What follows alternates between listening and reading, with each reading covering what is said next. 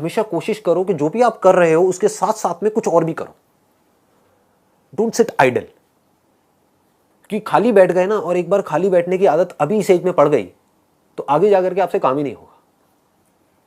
आप समझ रहे हो? ऐसे बहुत सारे लोग हैं और इंडिया में तो भरे पड़े हैं। गलत टाइम पे खाली बैठने की आदत पड़ गई। अब खाली बैठने की आदत पड़ेगी तो आपको सर्कल कैसे लोगों के साथ में बनेगा? वो लोग जो खाली हैं, वेले हैं। अब वेला आदमी क्या करेगा टाइम को पास करने के लिए? टाइम पास करेगा। टाइम पास कैसे होता है? पत्ते खेलेगा। पत्ते खेलेगा, सट्टा लगाएगा, उल्टे सीधे काम करेगा, राइट? ये सब मिलता जुलता है, पत्ता, सट्टा, सुट्टा। इन टा से बच के रहो जी आप। समझ आ रहा है मैं क्या कह रहा हूं? Does it make sense? कि अगर आप खाली हो गए, चॉइस आपके हाथ में है।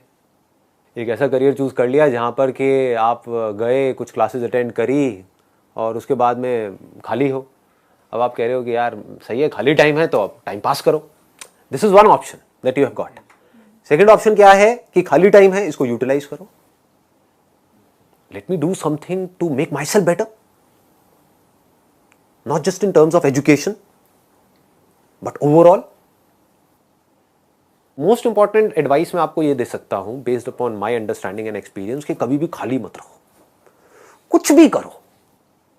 कुछ ऐसा हो सकता है जो आपके करियर से बिल्कुल भी रिलेटेड नहीं है लेकिन आपका मन कर रहा है अंदर से करने का, और उसमें कोई बहुत बड़ी इन्वेस्टमेंट नहीं है, ना टाइम की ना पैसे की। फॉर एग्जाम्पल, स्टीव जॉब्स का नाम सुना है आप लोगों ने? तो he was in one of the best universities in the world, और उन्होंने साथ साथ में क्या किया था पता है किसी को? कैलीग्राफी। कैलीग्राफी। अब सोचो कहां है connection? He was not in an art college but he was learning calligraphy.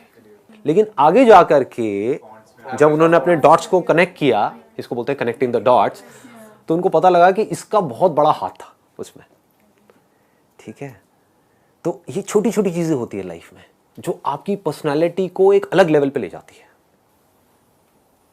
चाहे वो कुछ भी हो, मतलब एक आप ये भी कह सकते हो कि दोस्तों के साथ में घूमना ही है तो उसको भी टाइम पास करने के मोटिव से मत घूमो, कुछ सीखने के मोटिव से घूमो। आप समझ गए ना? मतलब कि अगर दोस्तों के साथ में बैठ करके सुट्टा भी मार रहे हो तो वहां पे भी अपना माइंडसेट ये रखो कि यार मैं अपना टाइम पास नहीं कर रहा हूं, टाइम को यूटिलाइज कर रहा हूं। Why not? This is the way of thinking जो आपको बहुत आगे ले जा सकता है लाइफ में। बिकॉज टाइम पास इतना गंदा वर्ड है, दैट मीन्स कि आप डल हो गए। There is nothing like time pass for me in my life. Everything is utilization of time.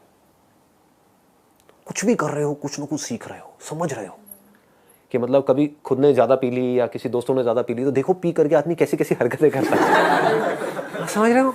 और उसकी वजह से क्या गड़बड़ होती है, कभी डंडे भी पड़ सकते हैं, कुछ भी हो सकता है। तो उस समय भी उससे भी कुछ ना कुछ सीख लो।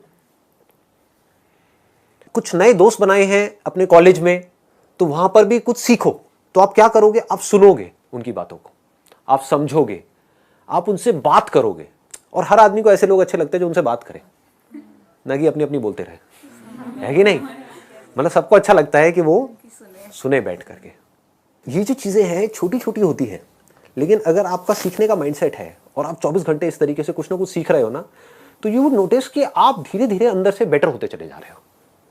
कि मतलब सिर्फ आप एक कॉलेज से डिग्री लेकर के नहीं निकल रहे हो, but you are becoming a better human being, a better person, जो बहुत बड़ी चीज है। एक तो है कि आप एक डिग्री लेकर के निकल तो आए, लेकिन पर्सनालिटी आपकी वैसी की वैसी है जब आप कॉलेज में गए थे, या माइनर चेंजेस आए। एक आप पूरे तरीके से ट्रांसफॉर्म हो गए कि आपको अगर कोई हर एक साल बाद